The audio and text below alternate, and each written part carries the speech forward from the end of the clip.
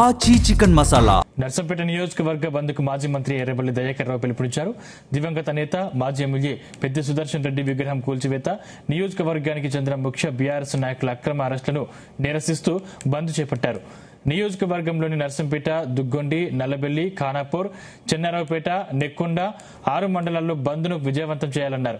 ఈ క్రమంలో బంద్కు వ్యాపార, వాణిజ్య సంస్థల యాజమాన్యాలు, విద్యా సంస్థల నిర్వాహకులు, కర్షకులు, కార్మికులు, ప్రజలు స్వచ్ఛందంగా సహకరించి విజయవంతం చేయాలని బీఆర్ఎస్ పార్టీ స్థానిక నాయకులు విజ్ఞప్తి చేస్తున్నారు.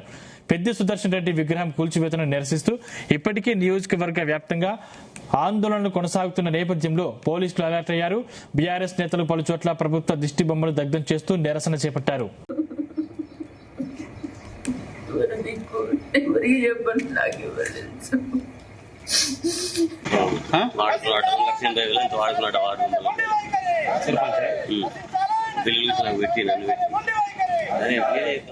రైట్, ఇదే అంశానికి సంబంధించిన మరిన్ని డీటెయిల్స్ మా ప్రతినిధి శ్రీకాంత్ అందిస్తారు. శ్రీకాంత్.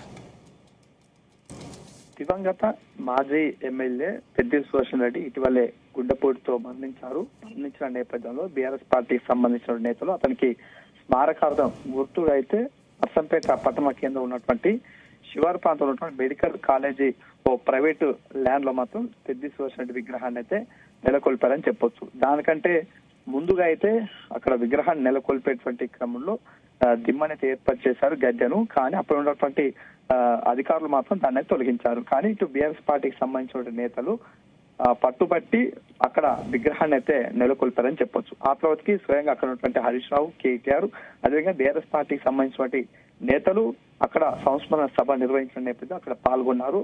ఆ తర్వాతకి నిన్న జరిగినట్టు కొన్ని పరిణామాల నేపథ్యంలో మాత్రం అధికారులు మాత్రం పెద్ది సుదర్శన్ రెడ్డి విగ్రహాన్ని అయితే తొలగించినటువంటి పరిస్థితి కనిపిస్తుంది. అర్ధరాత్రి సమయంలో ఎవరు లేని సమయంలో మాత్రం పోలీసులు అదేవిధంగా అధికారులు అయితే భారీగా అయితే మోహరించిన తర్వాత అక్కడ ఉన్నటువంటి పెద్ది సుదర్శన్ రెడ్డి విగ్రహంతో పాటు అక్కడ ఉన్నటువంటి ఎలాంటి పరికరాలు లేకుండా పూర్తిగా ఇటుకలతో సహా కూడా తొలగించినటువంటి నేపథ్యం కనిపించిందని చెప్పొచ్చు. ఈ క్రమంలో ఇటు బీఆర్ఎస్ పార్టీకి సంబంధించిన నేతలు సమాచారం అందుకున్న వెంటనే అక్కడికి భారీగా చేరుకునే ప్రయత్నం అయితే చేశారు. ప్రధానంగా అక్కడ ఉన్నటువంటి నియోజకవర్గ పరిధిలో ఉన్నటువంటి వారంతా కూడా వచ్చేటువంటి పరిస్థితి ఉంటుంది కాబట్టి ముందస్తుగానే పోలీసులు అయితే భారీగా అయితే మోహరించి ఎక్కడికక్కడ అరెస్టులు చేసినటువంటి పరిస్థితి కనిపిస్తుంది. ఇటు పట్టణ కేంద్రం మొత్తం కూడా పోలీస్ వలయంగా మారినటువంటి పరిస్థితి కనిపిస్తుందని చెప్పొచ్చు. ఈ క్రమంలో ఇటు మాజీ మంత్రులుగా ఉన్నటువంటి వారు అయితే మాజీ ఎమ్మెల్యేలుగా ఉన్నటువంటి వారు, ఎమ్మెల్సీలు వారందరినీ కూడా ఎక్కడికక్కడ అరెస్టులు చేసి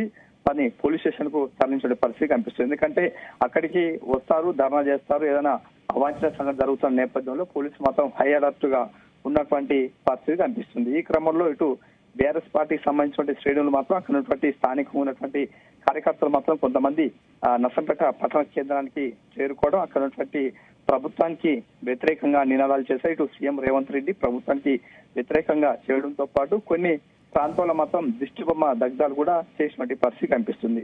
మరోవైపు ఇక్కడ ఉన్నటువంటి అక్రమ అరెస్టులు, అదేవిధంగా దివంగత నేతగా ఉన్నటువంటి పెద్ది సుదర్శన్ రెడ్డి విగ్రహాన్ని తొలగించిన నేపథ్యంలో బీఆర్ఎస్ పార్టీ మాత్రం ఈ రోజు నర్సంపేట బంద్ కైతే పిలిపించింది. బంద్ లో ఇటు విద్యార్థులు అయితే, కార్మికులు, కర్షకులు, వ్యాపారస్తులు అందరూ కూడా బంద్ స్వచ్ఛందంగా పాటించారంటూ బీఆర్ఎస్ పార్టీ సంబంధించిన నేతలు కూడా ఇప్పటికే వారికి విజ్ఞప్తి చేసినటువంటి పరిస్థితి కనిపిస్తుంది. ఈ క్రమంలో నర్సంపేట మొత్తం పూర్తిగా హై అలర్ట్ లో ఉందని చెప్పొచ్చు. ఎందుకంటే ఒక పక్క బీఆర్ఎస్ పార్టీకి సంబంధించిన నేతలు అక్రమ అరెస్టులు చేయడం, వారిని వెంటనే విడుదల చేయాలంటూ కూడా ఇటు బంద్ పిలిపించిన నేపథ్యం, అదేవిధంగా విగ్రహాన్ని కూడా తొలగించినటువంటి అధికారులపై చర్యలు తీసుకోవాలంటూ ఇటు బీఆర్ఎస్ పార్టీ పట్టుపడుతుందని చెప్పొచ్చు. ఈ క్రమంలో మరోవైపు ఇటు కాంగ్రెస్ పార్టీ సంబంధించిన నేతలు కూడా స్థానిక ఎమ్మెల్యే క్యాంప్ కార్యాలయం పట్టణ కేంద్రంలో ఉంటుంది కాబట్టి ఏమైనా సంఘటనలు జరిగే అవకాశం ఉంటుంది కాబట్టి ముందస్తుగానే ఇటు పోలీసులు అయితే భారీగా మోహరించినటువంటి పరిస్థితి కనిపిస్తుంది. ప్రస్తుతానికి ఎప్పుడు ఏం జరుగుతుందన్న నేపథ్యం అయితే ఒక టెన్షన్ వాతావరణం నెలకొందని చెప్పొచ్చు. సందీప్, ఏంటి ఇప్పుడు బీఆర్ఎస్ నేతలు బంద్కు పిలుపునిచ్చిన నేపథ్యంలో అక్కడ బంద్కి పోలీసుల అనుమతి ఉందా? అధికారులు ఏం చెప్తా ఉన్నారు?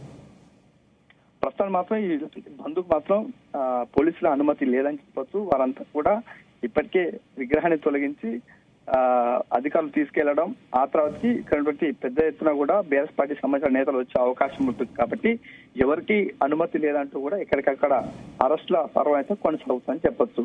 ఈ క్రమంలో ఇటు బీఆర్ఎస్ పార్టీ మాత్రం మాజీ మంత్రిగా ఉన్నటువంటి ఎర్రబెల్లి దయాకర్ రావు మాత్రం అదేవిధంగా కేటీఆర్ కూడా స్పందిస్తూ ఇటు బంద్ను నిర్వహించడంతో పాటు ఇటువంటి ప్రభుత్వం పాశవిక చర్యలకు పాల్పడుతుందంటూ కూడా ట్విట్టర్ ద్వారా పేర్కొన్నటువంటి పరిస్థితి కనిపిస్తుంది. మరోవైపు పెద్ద సురేష్ రెడ్డి భార్య కూడా నిన్న మీడియాతో మాట్లాడుతూ ఇది అరాచక పాలన కొనసాగుతుంది, ఇతని నియోజకవర్గంలో ఎన్నో సేవలు చేశాడు, ప్రజల కోసమే పోరాటాలు చేసినటువంటి నేత విగ్రహాన్ని తొలగించడం సరైనది కాదంటూ కన్నీటి పర్యవంతమైనటువంటి సిచ్యువేషన్ కనిపిస్తుంది. ఈ క్రమంలో ఈ రోజు జరిగేటువంటి బంద్కైతే పోలీసుల అనుమతి లేదు, అయినా కూడా బీఆర్ఎస్ పార్టీకి సంబంధించిన నేతలు మాత్రం బంద్ చేసి తీర్పుంటూ ఒకవైపు పట్టుపడుతున్న పరిస్థితి కనిపిస్తుంది. ఈ క్రమంలో ఒక టెన్షన్ మాత్రం నెలకొందని చెప్పవచ్చు. Sandeep, thank you Srikanth.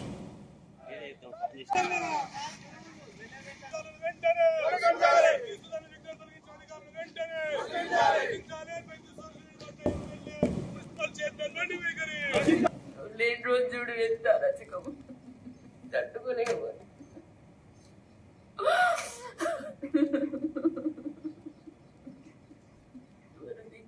ఎవరికి చెప్పండి, నాకు ఇవ్వండి.